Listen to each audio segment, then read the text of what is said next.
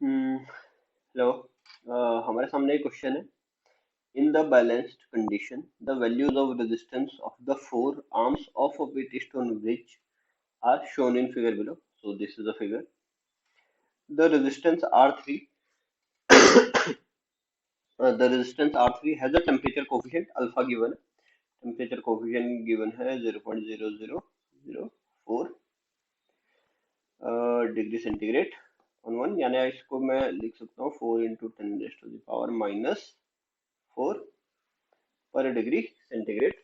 If the temperature of R3 is increased by 100 degree centigrade, the voltage developed between S and T, point S and T will be. So basically this is ये circuit है हमारा। ठीक है, इस circuit को थोड़ा सा simplify करके मैं बना देता हूँ। ये देखिए, यहाँ पे इस पॉइंट को Q मान लेते हैं।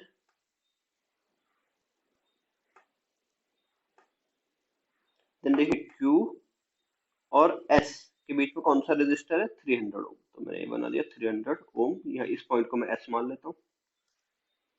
देन ये हो गया।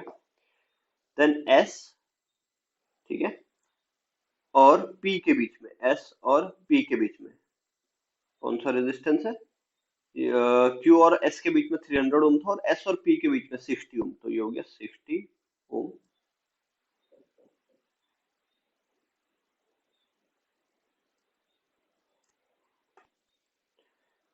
ठीक है, देन S और P, ये पॉइंट हो गया P। मैं ऐसा क्यों बना रहा हूँ, क्योंकि हम जनरली जो सर्किट है उसमें हम बैटरी को अलग करके देखते हैं। यहाँ पे क्या किया है, इन्होंने P और Q को बैटरी से कनेक्ट कर दिया एंड S और T को वोल्ट मीटर से कनेक्ट कर दिया। तो मैं थोड़ा सा सर्किट को सिंप्लीफाई इसीलिए कर रहा हूँ, ताकि जो हमारे बुक्स में सर्किट दिया जाता है उसी तरीके का सर्किट बन जाए।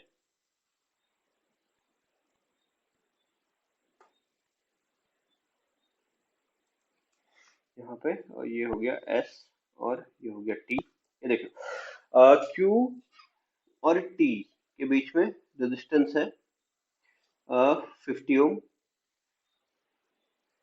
और T और P के बीच में, T और P के बीच में रेजिस्टेंस है 100 ओम। तो ये हमारा सर्किट डायग्राम बन गया। और अब यहाँ पे पॉइंट Q और पॉइंट P को मैं बैटरी से कनेक्ट कर देता हूँ। ठीक है, पॉइंट Q पे नेगेटिव टर्मिनल है, पॉइंट P पे positive terminal.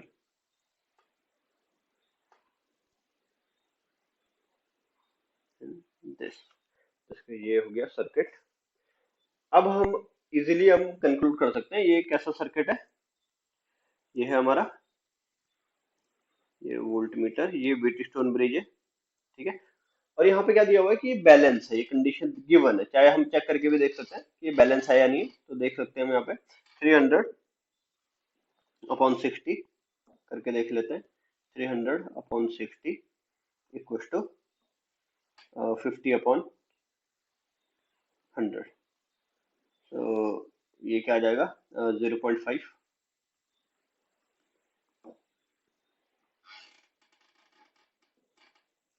This is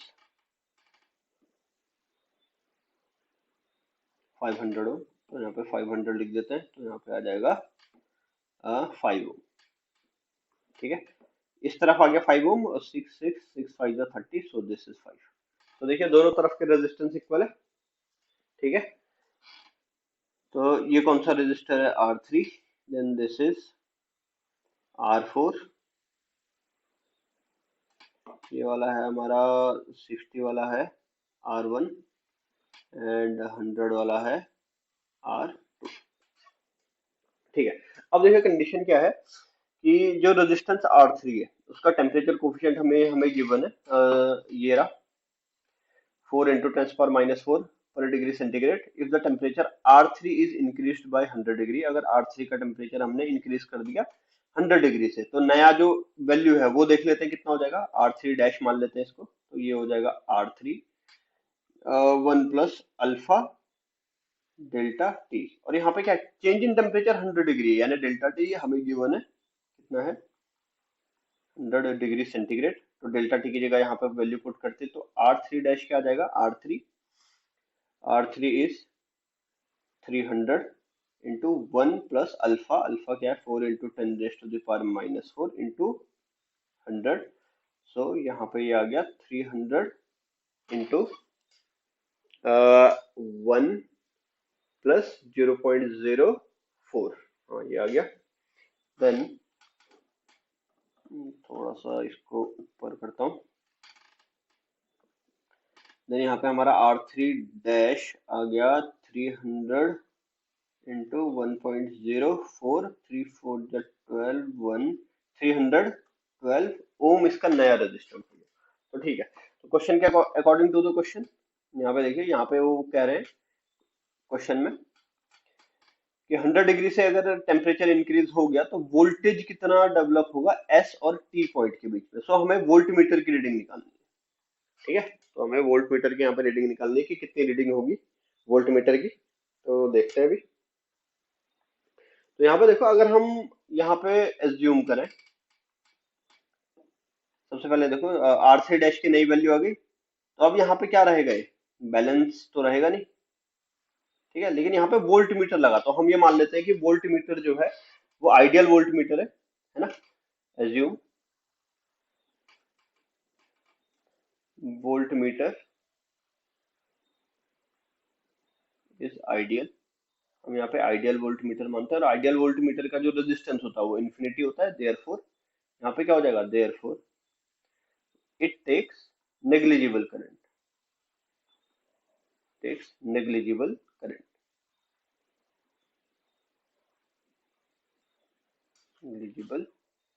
current.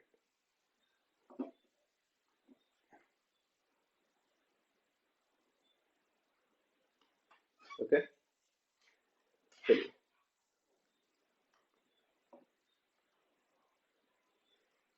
तो यहाँ पे अब देख लेते हैं। अब देखिए इस सर्किट में देखते हैं। अब यहाँ पे ये है हमारा पॉइंट पी।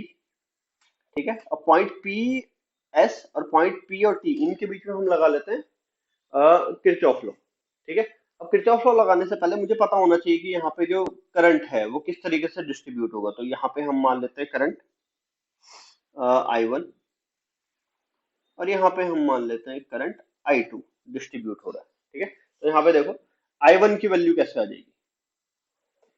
तो यहाँ पे अगर मैं बोलूँ Q और P, ये जो पॉइंट P और Q है, इसके बीच में वोल्टेज तो यही रहेगा 50 वोल्ट, ये हमें गिवन है। ठीक है, यहाँ पे हमें बैटरी का वोल्टेज गिवन है 50 वोल्ट, वोल्टेज तो यही रहेगा 50 वोल्ट।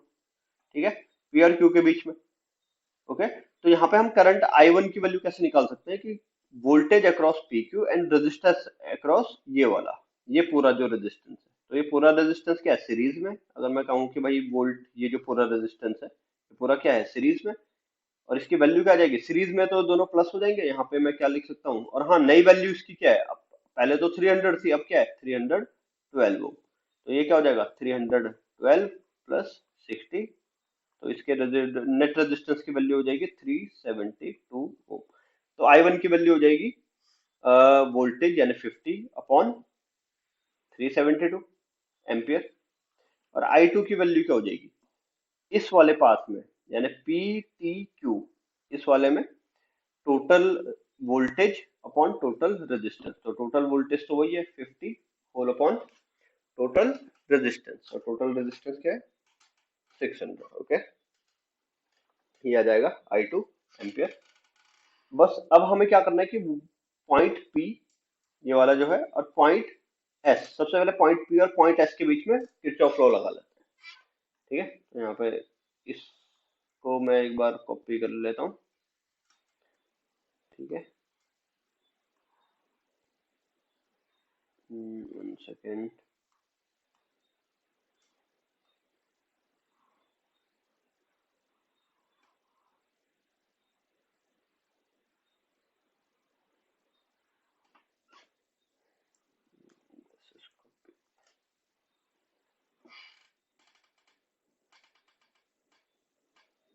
यहाँ पे इसको मैंने कॉपी कर लिया।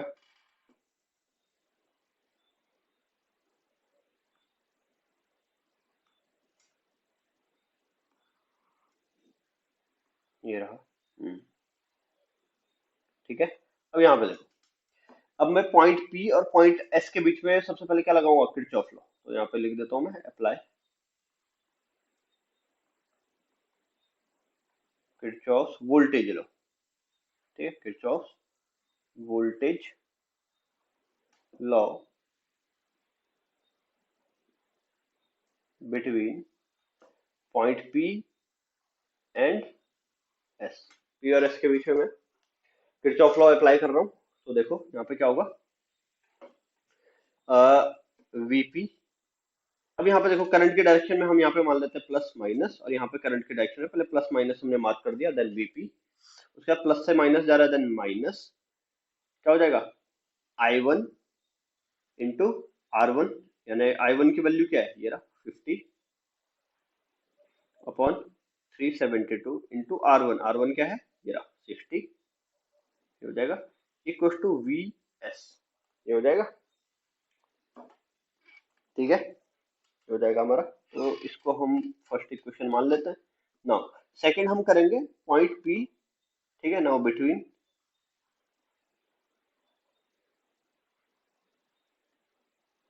Point P and T. तो पॉइंट पी और टी के बीच में हम लगाते हैं यहाँ पे किरचॉफ लॉ। यहाँ पे देखो क्या हो जाएगा, वीपी माइनस आई टू। ये रहा आई टू है हमारा आई इंटू आर। वोल्टेज रेजिस्टेंस के अक्रॉस जो वोल्टेज ड्रॉप है वो हमेशा क्या होता है, आई इंटू आर। यहाँ पे हो जाएगा 50 अपॉन 600 आई इंटू, यानी आई टू इंटू आर टू, और ये क्या है 100 इक्वल टू वी टी। तो इसको इक्वेशन टू मान लेते हैं। अब हमें क्या निकालना है, वी एस और वी टी, यानी पॉइंट एस और टी के बीच में पोटेंशियल डिफरेंस निकालना है।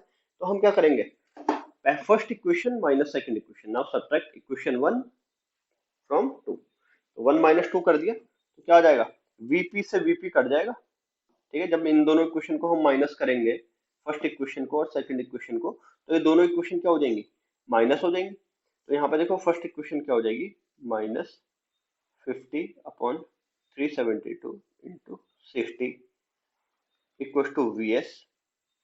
एक सेकेंड, वन सेकेंड। फिर उसके बाद माइनस माइनस यहाँ पे plus, plus 50 upon 600 into 100 equal to V S minus V T. V S minus V T, ठीक है। और हमें यही तो फाइंड करना है, V S minus V T. अभी से अगर कैलकुलेट करते हैं हम, तो V S minus V T equal to 50 upon 372 into 60। तो ये यहाँ पे कैलकुलेटर को मैं थोड़ा सा यूज कर लेता हूँ, या फिर बिना कैलकुलेटर के भी खैर हो जाएगा। ये आ जाएगा हमारा -8.064 प्लस, और ये वाली जो पूरी वैल्यू है ये आ जाएगी 8.333। So V S minus V T equal to, ये आ जाएगा हमारा 0.2693 voltage. So this would be a answer. ठीक है, तो hope this will answered your question. Okay, now I end my video here. Okay, okay, bye.